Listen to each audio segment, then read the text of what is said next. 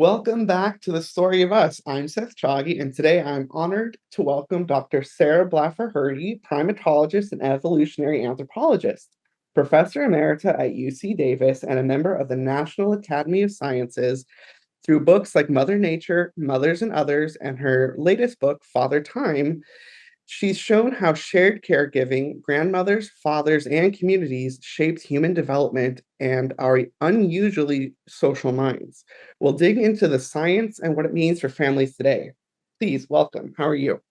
Great to be here, Seth. Delighted to meet you.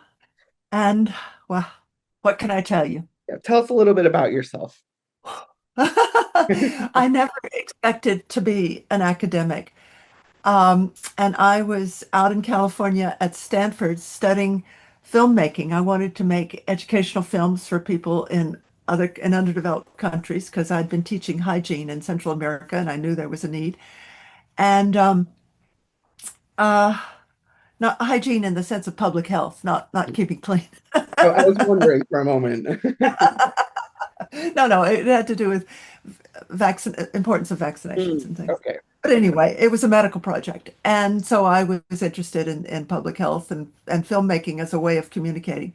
However, while I was there, I attended a lecture that Paul Ehrlich gave about a book he just published called A Population Bomb, which everyone was reading. And somehow, Seth, it just triggered a little factoid in my personal cabinet of curiosities. And it was that they were these monkeys in India that males were killing infants, which was very shocking. This terrible behavior. And supposedly at the time, it was thought it was because they were crowded. Calhoun's studies about the effects of crowding on behavior and social pathology produced by crowding had just come out, and I'd actually read it in high school in Scientific American. Um, anyway, all of a sudden, it just seemed terribly important to me to find out why this was happening. And I thought langurs might be a case study for the effects of crowding on behavior. And so I dropped all my courses at Stanford and went to decided I'm going to go study these langurs. Well, I didn't want an academic career, but I wanted to find an answer to this question, why males were behaving in such an appalling way. And about the only place back then that you could study primate behavior was in anthropology departments. And I had graduated from Harvard, the women's part of Harvard, Radcliffe, with a degree, summa cum laude. I've been Phi Beta Kappa. So they said, sure, come on, you can come right in the middle of the year. So all of a sudden, I found myself a graduate student in anthropology, not because I wanted an academic career, but because I wanted to go study this particular question. Well, in end of my first full year in graduate school, I went to India. I had $800 from my mother to buy me a round trip ticket and for 3 months in India for the summer vacation, and I started this study. Well, Seth, it didn't take me long to realize my starting hypothesis was wrong. And I was looking at a sort of a transect of the langurs at Mount Abu, where I went, live some are in the forest and some are in the towns. They're considered holy by Hindus. They're a sacred monkey. And so they were provisioned in town, and they were quite crowded in town, but all spread out on the hills. And it didn't matter where they were. Males were very tolerant of babies. They kind of ignored them. They were sort of aloof, but they would protect them if anybody got too close, like me when I tried to inspect a hurt baby or something. But no, they were they were not aggressive towards babies. The trouble came, as I would learn, was when a male entered the breeding system from outside it.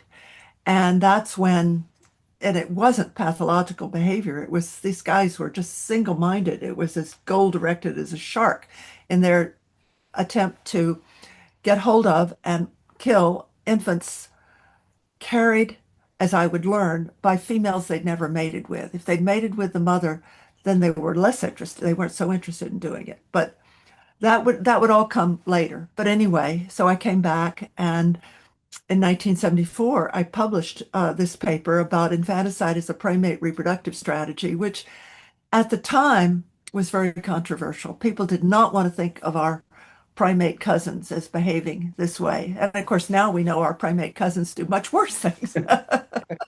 John Madani's work on warfare and stuff in chimps is, it's real. But not all primates are like that, and humans are not like that, fortunately. We've had a very different history, and a big part of Father Time is really about the Pleistocene and how the Pleistocene context, by promoting much greater interdependence in humans in order to survive and rear any offspring at all to keep their groups going and so forth, actually led to socially selected forces that kind of counterbalanced these sexually selected forces. So the infanticide I was observing in langurs and I hypothesized was sexually selected behavior. This comes from Darwin in 1871, writing about his book on man really stressed sexual selection. So in Right. 1871, sexual selection of the descent of man, or the descent of man and selection in relation to sex. Um, that's competition between males, or it's competition between one sex for access to the other sex. Because by and large, females are often investing more in their offspring than males are. It's usually males competing for females. But in species like marmosets, where there's a lot of male care, females are competing for males, and they can be highly competitive. The females can, and so the Pleistocene was very important for, with food sharing. Food sharing was huge. It's just made, I don't think people realize we love coming together for meals. We have feasts, all that. I don't think we realized how important food sharing has been for, oh, here's a visitor. So a dog has just come in. Um, yes. So that's how I came into primatology by accident. By accident. I love that. And I have found that some of our brightest minds in this field have found their way here wholly by accident. And I think that that's an amazing thing, as so many of us and individuals who have been in the field before have come from such, Well, it wasn't just accident. Of course, it was curiosity. It yeah. was wanting an answer to a question. And when I think about this last book, it's a book I never ever expected to write. A book about fathers, males? No. So much of my early career was what I called raising Darwin's consciousness. I Mm, wanted to correct this androcentric bias in my field, evolutionary anthropology. So much of the focus had been on male-male competition and on males and male hunting and leaving out selection pressures on females. And nowadays, so much of evolutionary anthropology is looking at females, but right. we're talking about the 60s and 70s. It was very different. It was man the hunter, man this, man that. And somehow females were left out of the story. And that's, of course, when did that come home? It came home to me when I published a monograph based on my thesis. And it was very deliberately, the book was titled The Langurs of Abu, Female and Male Strategies of Reproduction. And I want to say, look, Darwin's selection pressures are operating on females too, not just males. And the reviews came out, and the reviews were all about male-male competition. Yeah. And I thought, whoa, okay. So the next book in 1981, The Woman That Never Evolved, and the irony of that title is intended. I wasn't aiming for a creationist audience. It was The Woman That Never Evolved is this mistaken notion that they didn't evolve. Anyway, in that book, I really stressed how females were actually, in the contexts that matter to them, just as competitive as males are, but often in different ways. Um, but the Father Time book, boy, I never expected to write a book about males.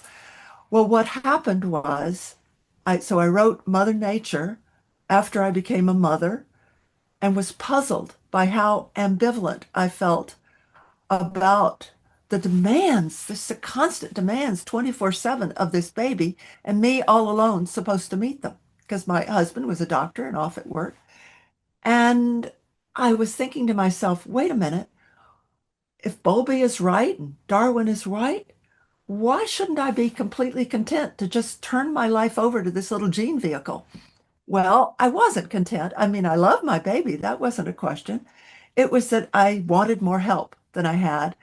And then, of course, I started to learn more about the Pleistocene Hmm. and how difficult it would have been for a bipedal ape out on the African savannah to try to care for and also provision her babies all by themselves, because we also were beginning to learn by the end of the 20th century, certainly, that human babies, of all the mammals on the planet, I'm leaving out the marine mammals because some of the whales might give us competition. We produce the costliest, slowest maturing babies on the planet. And I've just seen Hilly Kaplan's work. It takes 13 million calories. That's a minimum estimate from birth to the time infants could provision themselves. And yet, now we're learning that, in fact, during the Pleistocene, birth intervals might have been getting even shorter for humans. They're much shorter than chimpanzees, much, much shorter than orangutans, where you have 8-year birth intervals, females continuing to nurse their singleton young all that time. So all primates have costly babies. Ape babies are costlier still, but human babies are off the charts. In fact, they're even fatter at birth than chimpanzee babies. And for interesting reasons. You can ask me later.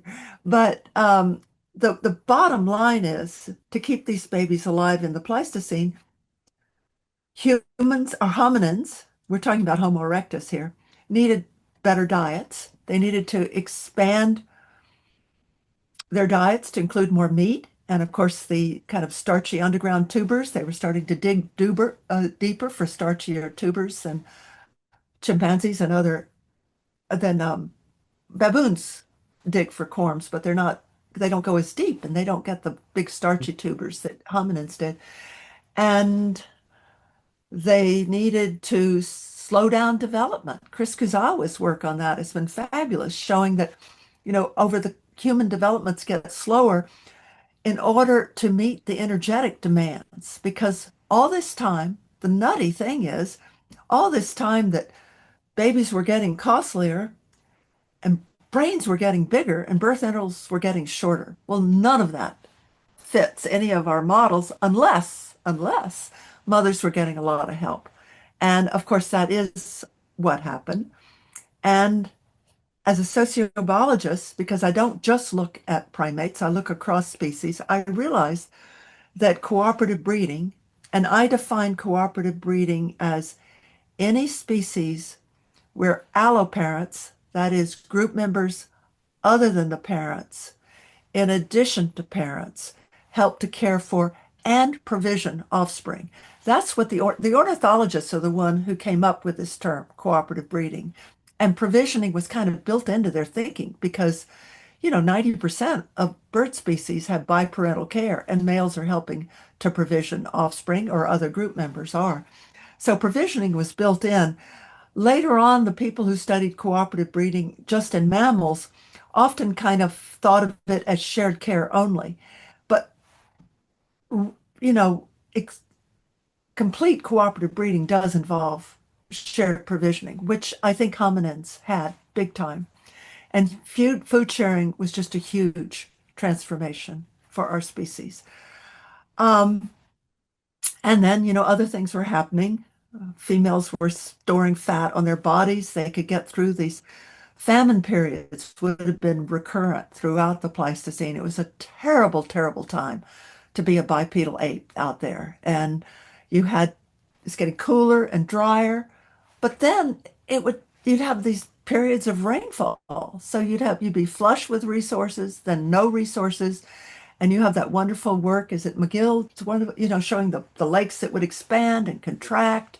I think as an archaeologist, you know that well. It was just, you're nodding your head because it was a bad time to Very. be a bipedal ape and not have, if you were a little weanling, weaned earlier by your mother, you wouldn't have fruits and soft leaves as weaning foods.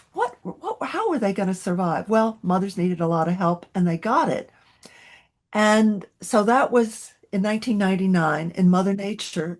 I propose that humans must have evolved as cooperative breeders. And I was kind of primed to think this because, of course, langurs have shared care.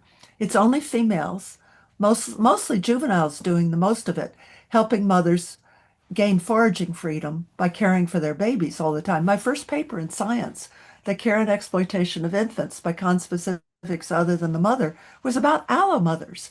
And in Mhm. fact, I think I was the first person to use the term allomothers in my PhD thesis, but it was suggested to me, it wasn't my invention, it was suggested to me by Ed Wilson because Mhm. he had read, I wrote the paper on the care and exploitation of infants in a seminar that he taught on could there be a science of sociobiology. And I was writing this paper, and he helped me get it published. And he's the one who suggested for my PhD thesis, he said, Sarah, don't you need a more dignified term? Because I was using the primatological term aunties and uncles. Because, Uncle Raoul used to call them aunties for the old English friend of the family, and they were the ones carrying the babies around.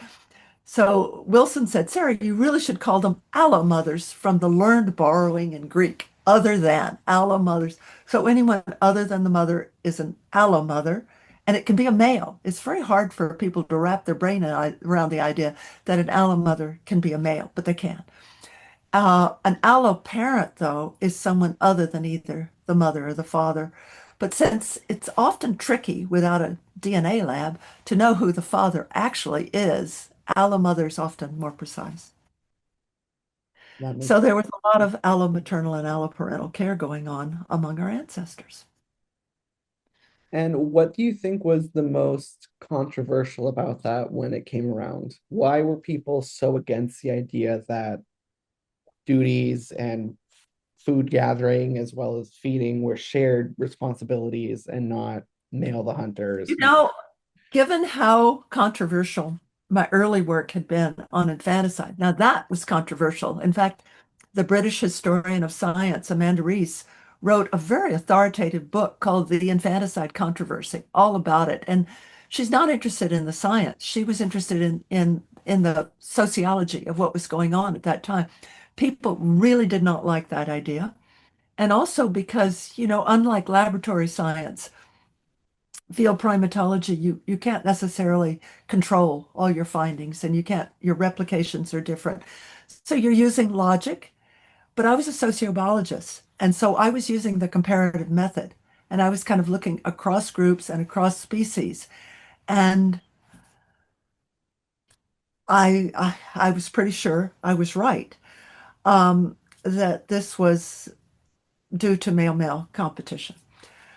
Um, It wasn't a pathological behavior, especially as evidence started to trickle in from other species. We now have evidence, pretty good evidence, for infanticide by males in some 51 of the primate species, and almost all of it meets the predictions that I set up back in 1984, that it would be in species where it would be mostly by males. They would be killing infants they were very unlikely to be related to. And in doing so, they would gain greater access to mating opportunities.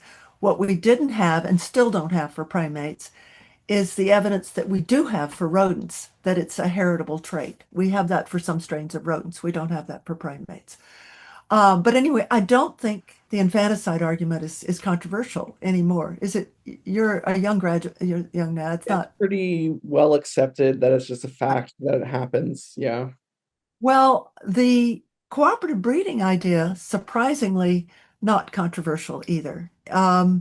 I got very little pushback. It was almost immediately accepted within evolutionary anthropologists, and people were already kind of coming around to it themselves. I think putting it in the context of the very strong theoretical structure that we have within sociobiology for cooperative breeding was new. But I don't think it was news to mothers that they needed a lot of help. Um, the sociobiological context was very important for a lot of reasons, but one of the ones was that many of the conditions that across species predispose animals to evolve, shared care and provisioning, and Mm, it has evolved many times in insects, social insects, in birds, and in a handful of mammals, about 5% of mammals, especially in canids, and and of course in primates. One reason it's so common in primates, though, is because there's so many different species of callitrichids. Um, and maybe that's because cooperative breeders are really good colonizers. They colonize and they speciate. Um, but shared care without provisioning or without significant provisioning is actually pretty common in primates. It's about 40% of primates. And, like a langur infant will spend maybe up to 50% of the first day of life being carried by females other than its mother. And that's something that one of my heroes, John Bowlby, kind of missed. And, Bowlby devised attachment theory using his models as chimpanzees, macaques, gorillas, mm, all species with exclusive maternal care. If mhm, he'd used teddy monkeys or langurs, which even by 1966, when he wrote on attachment, we knew something about, he would have had a different model. But anyway, I still think, even though attachment theory needs to be broadened now to include other caretakers as possibilities, I still think John Bowlby with attachment theory that recognized the needs of infants to feel secure, to develop in a healthy way. I think it was one of the greatest contributions of any evolutionist to human well-being. I think it was very important. And right now there's a tendency to kind of dismiss Bowlby, just like there's this nutty tendency to dismiss Darwin because he wasn't as politically correct as he should have been on all issues. Well, he had a blind spot where women were concerned. That's true, but he was a Victorian. I cut him some slack. We are produced by our times, and no scientist, certainly not in a field like mine, a social science, comes into it without preconceptions and biases. And we have statistics to help with our biases. But our big problem is our starting assumptions. And there's some starting assumptions which are more plausible to you than others. And the starting assumption that, for example, there were nurturing potentials in men, boy, that didn't occur to me. It was in the course of researching Father Time that I realized, whoa, this is chimpanzees and so forth are not my best starting model here. Um, so there are a lot of reasons to think that, though. Yeah, so I didn't expect to write Father Time. What happened was the 21st century and being alive still in it. I'm nearly 80. I've been alive for a long time, and in the course of my lifetime, there have been these tremendous shifts, women entering science, women working more, demands on men, ideological demands, but also economic demands to help more. And men are starting to engage in more care. They're spending more time with babies. And then right before my eyes, I saw my own grandchild being cared for by his father because my son-in-law worked for an institution with more liberal paternal leave than the school where my daughter taught. So he took paternal leave to really be the main caretaker for that first year of their baby's life. And there he was, and he was so tender, so expert, so involved. He had to learn, but human mothers have to learn too. Our maternal behaviors are not instinctive in the sense of you just flip a switch. They are acquired in response to experience, to stimuli from the baby. Mothers are primed to mother in a way that fathers aren't because they gestated the hormone changes during gestation and birth, and especially during lactation. So they're primed to have lower thresholds for responding to cues from babies. But expose men to cues from babies long enough, and they do respond. And you know, what's kind of interesting is, Seth, I had known that for a long time, but I just hadn't followed it through. Mm. There were these early studies in animal behavior with mice, studies that would not be considered ethical today. But what they did was, as you know, in many rodent strains, if a male encounters an unfamiliar baby, he will immediately attack and kill it. And what they did in these experiments is they just kept exposing males to babies. I don't know why. And they would maul them, and they kept doing it, and they kept doing it. And then the amazing thing happened. The males quit killing the babies and started caring for them themselves. Somehow those babies got reclassified as, hey, this might be related to you, or hey, you don't want to kill this baby, or there was a different neural circuit. Michael Newman would call this an antagonistic neural circuit, and the Mm. antagonistic neural circuit got flipped back the other way. These males start to care for babies instead. Well, I think this was on my mind way back. You know, you store these factoids away. It Mhm. helps to read broadly. It does. It helps to be a sociobiologist and to know about other species as well as your own. And that's been a really big problem in psychology because they were just looking at not just looking at their own species, but just looking at Western graduate students or Western students. Yeah. Big mistake. And that's being corrected, but anthropologists have known that for a long time. We need to look at cross-culturals. Margaret Mead taught us that back in the 1920s, for goodness sake. So we knew that. Anthropologists knew that. Psychologists maybe not, but anthropologists knew that. But looking at other creatures is very mind-broadening. Mhm. And so knowing that there was what Robert Elwood used to call it the switch in time that saves mind, that was going on in his mice. And so the title for Father Time actually came to me before I even ever dreamed of writing the book, that time in intimate proximity to a baby made a Mm. difference. I'm not sure whether it has to do with these antagonistic neural circuits switching or whether somehow that baby gets reclassified as possibly kin, because it's more familiar. Mm. I'm not sure. I think it's probably the first one though, but I don't know. Um, and there's wonderful work going on in that area. Kumi Kuroda in Japan is just going full steam ahead to research those possibilities, looking at mice, marmoset monkeys, and humans. And marmosets are, of course, a wonderful model. And collaborating with Judith Burkhardt in Zurich has been a great joy in my life because she has done a lot of wonderful work on shared care in marmosets and how that is correlated with greater prosociality and more prosocial responses. But what's missing in marmosets is, of course, the starting point.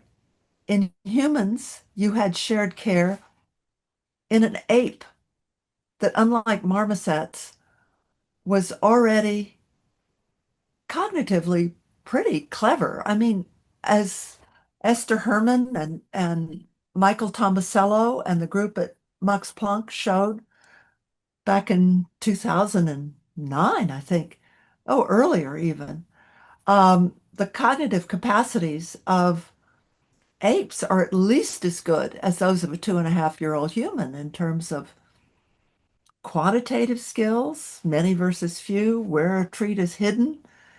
They're actually even they have rudimentary theory of mind, knowing that someone else knows something you don't, but it really gets activated in competitive situations. Chimps are very competitive for food. In humans, though, whereas chimps kind of lose interest in what others are thinking and feeling over time, little babies are getting more and more and more interested in it, and they're very interested in the psychological preferences of others. Do you have babies? You're smiling like you might know I have babies. one. I have one. Okay, well, you know that baby wants to appeal to you, I know. and they're good at it. They're very good at it. And what I learned from this wonderful social neuroscientist, Tobias Grossman at the University of Virginia, is how early that baby's medial prefrontal cortex is going to work to decipher voice tones, Mhm. facial expressions, reading intentions, intention reading of others. Well, why do they need that so early? You know, just last summer, 2024, there was a Scientific American article about how the medial prefrontal cortex doesn't really get activated until after adolescence, until adulthood. Well, that makes sense because we all know adolescents are not using their cognitive capacities all that well. Well, maybe so, but these babies are. And so Tobias's work has been wonderful in that respect. And again, though, it helps to read beyond your silos and to read. So Father Time, I struggled. You can't imagine at my age, reading just one of those papers in neuroscience takes me all day to read one paper. And they're not even writing in English, Seth. They write in these acronyms, and they all have different names for different brain areas. It's really inexcusable. And it's like each lab has its own map of the Yeah. brain. Yeah. I wish they'd get their act together, but nevertheless, you struggle, and you do learn interesting things. And I I wish there was more attention to who would be reading their papers. It's not just the neuroscientists and the neuroscientists in your own lab. And they make these charts. And you know, those charts are very helpful for the people you've been working with. They're not helpful for us outsiders. Yeah. All these flow charts, Right. are they helpful to you? They're not helpful to me. I don't know that. Yeah, well, anyway, you struggle and you do what you can. But what I came to, of course, was the realization that when you're talking about paternal care, we don't want to start with those models of you have this shambling, knuckle walking chimpanzee slowly evolving into a striding, upright, bipedal warrior hunter, man hunter. No, you want to think, okay, that's all fine. But lots else was going on, and lots else had been going on before. If we want to understand paternal care in humans, guess what, guys? You need to think about your inner fish. You need to go back to the earliest vertebrates. You need to think about where these neural circuits and these molecules for parental behavior at all got started. Hmm. And they lingered on. Mother Nature just, she's so thrifty. Mother Nature is my personal metaphor for Darwinian natural selection. Mother Nature stashes these things away in her cupboard. She's very thrifty. She may not use them right away, but when the recipe calls for it, she reaches in and she gets those molecules, those same molecules. So prolactin Hmm. that was responsible for me starting to care for my baby, producing the milk, prolactin, prolactation, that's what we thought it was for. Prolactin got its start controlling water balance in fish. And when you get to the extreme of parental care in the fish world, in seahorses and pipefish, that is prolactin. When the mother injects the eggs inside the male's sac, he gets pregnant. We might as well call it pregnancy. And he's the one he's the one male out there who can be, without a DNA lab, really certain of paternity. I call it seahorse certain. And they're fertilized right there inside him. And it's prolactin that is making sure that those little embryos, seafoal embryos, have the oxygen and the nutrients they need to develop. And then, lo and behold, when it gets time for those little seafoal to be ejected into the ocean, where it's very dangerous for them to be, most of them will be eaten right away. When they get ejected in the ocean, it's the same neuropeptide, the fishy homologue of it, isotocin, that in mammals, oxytocin, help trigger my labor contractions. So it's oxytocin. So if you inject oxytocin into a seahorse, he will start to go into labor. Whoa, if you take a gene, the oxytocin gene from a pufferfish, and you put it into a mammal like a rat, that rat will begin to produce not oxytocin, but isotocin, the fish version of oxytocin. To say that you can't think about humans, you certainly can't think about paternal devotion in humans without remembering this broader tree of life that we're part of. This is so sobering, I think, and so important. And it's on my mind because I'm going to be talking about it to a group of anthropologists in Paris on the 14th. Probably the last academic lecture I'm going to give. I'm getting too old. But that's it's a wonderful revelation late in life. And my body's going to go back. I guess I'll do one of those ecological burials, and it all seems right to go full circle when you learn all this, everything I've done. But anyway, so that's how I came to write what I think of my as my Who Cared and Why trilogy. So it was Mother Nature, Mothers and Others, because by the time I wrote Mother Nature, I realized we had been cooperative breeders. And after realizing we were cooperative breeders, though, I had to think about the implications of cooperative breeders for a little infant growing up with all these caretakers. And then I started to think about the emotional and psychological needs and using my imagination to put myself in the position of a baby, having to stay fed and alive, competing for care. We don't think of babies as competitive. But think about it, Seth. They're in this group. Food is short. There are other infants in the group. They need to attract allomaternal as well as maternal attention. They have a special problem. Being human, something I haven't mentioned, but it was another kind of fallout from researching Mother Nature. In Mother Nature, about a book about maternal love and ambivalence, the stress was on the love part, but ambivalence was there as well. Human mothers, like marmoset mothers and other cooperatively breeding primates, maternal commitment is more contingent because if they don't sense that they're going to have the social support they need to keep that baby alive, they're going to bail out early. And I needed to explain why so many human mothers were sometimes bailing out. That the literature for 18th century France was staggering.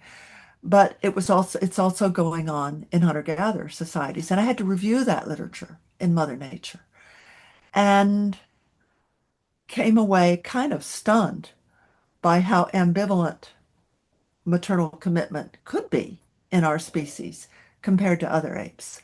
A chimpanzee mother, if she gives birth to a full-term infant and once she starts to care for it, there is no way she's going to abandon that infant.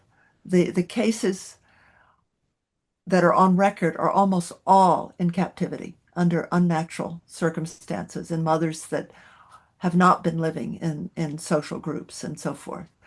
But in the wild, you mothers are highly protective of those babies.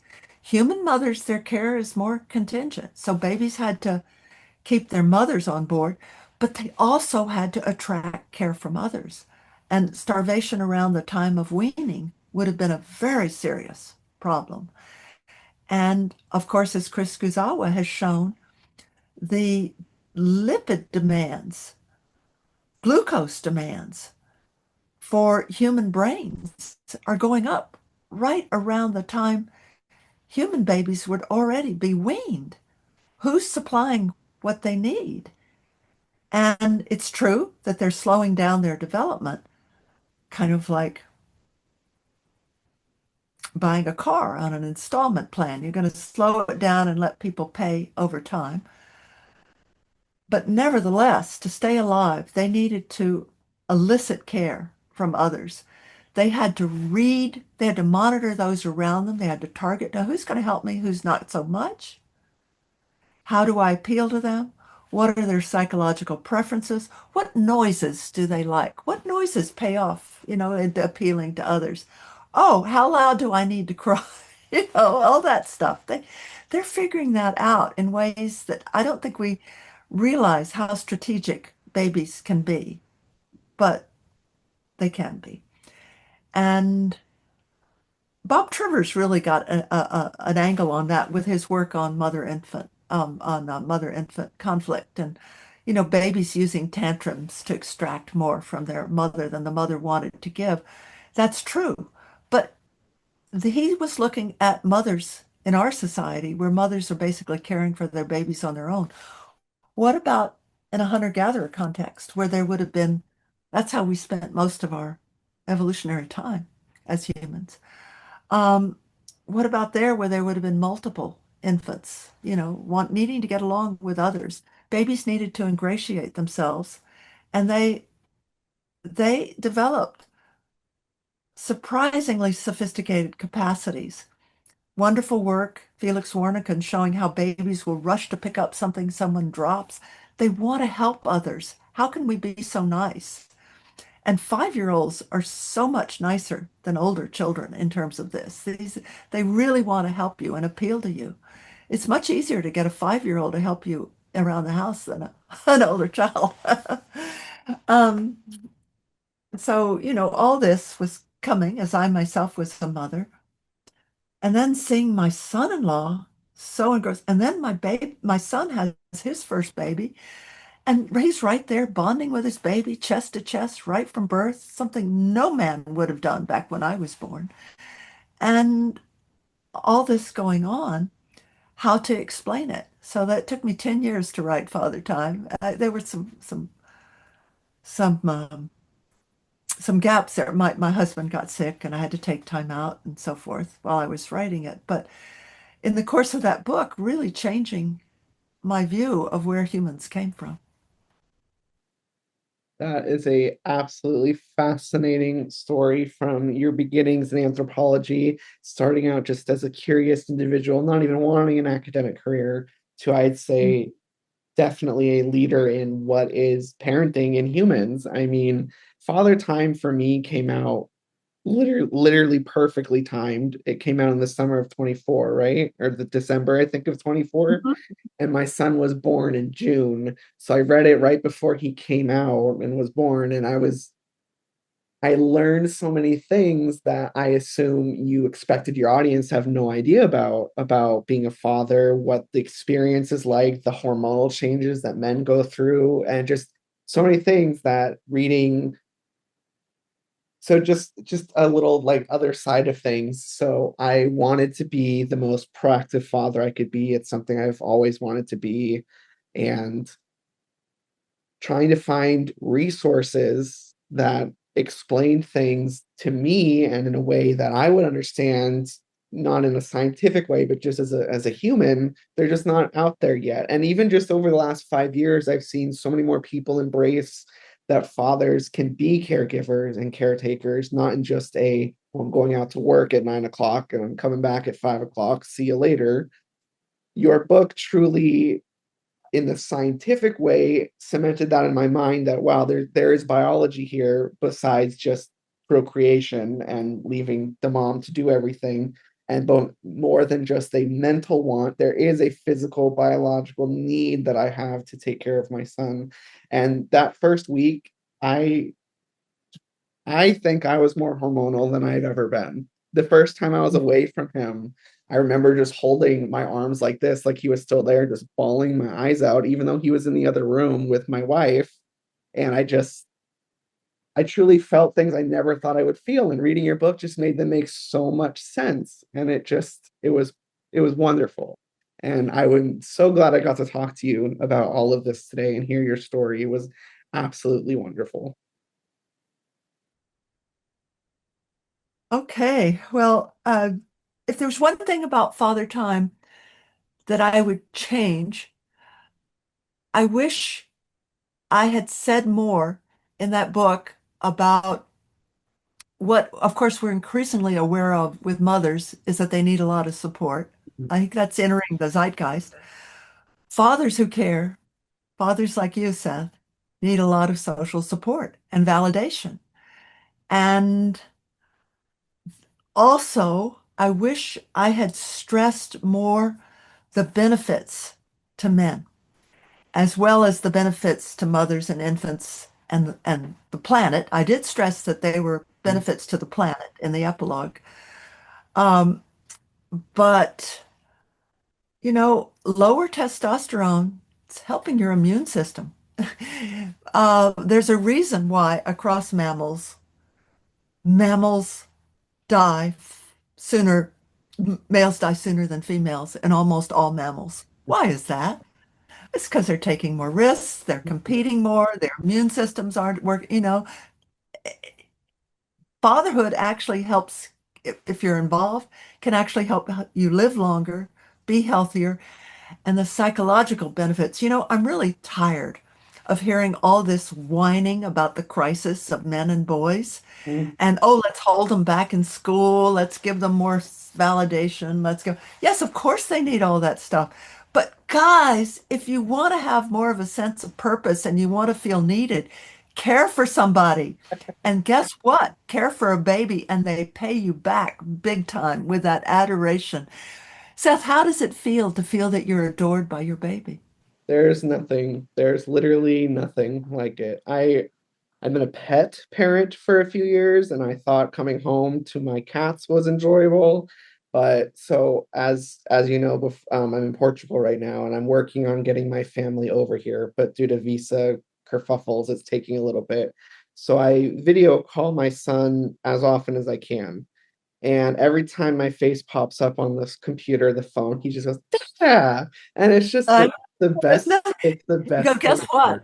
You're getting the same dopamine rush when that happens to you that a poison dart frog male gets when he feels a tadpole on his back. So next time you feel that rush, just feel your back and see if you get a feeling right back there. It's truly otherworldly. Yeah, I wouldn't And change anything. when you're feeling that rush, just like a mother who's caring for a baby and lactating is maybe less, if she's really involved with her baby, maybe less susceptible to drug addiction. Mhm. So all these deaths of despair, 3 out of 5 deaths of despair are men. Oh dear, oh dear. Well, actually, we have an antidote. We have a crisis in caretaking. We have a crisis in fertility. We have this vast resource just waiting to be tapped, and it actually addresses both crises. I think that is an excellent way of putting it, and I know that my son will be raised in a way that he will want to spread those gifts of caretaking and not. I hope so. And they do spread. They are, yes, transmittable. Absolutely. Absolutely. Well, good luck with it. Thank you. And this was an absolutely wonderful episode. I want to thank you again so much for coming on, Dr. Sarah Blaffer Hrdy. Wonderful to have you on. Wonderful author. Please check out her books. We'll have them in the links in the description. And if you liked and learned something, please subscribe, and we will see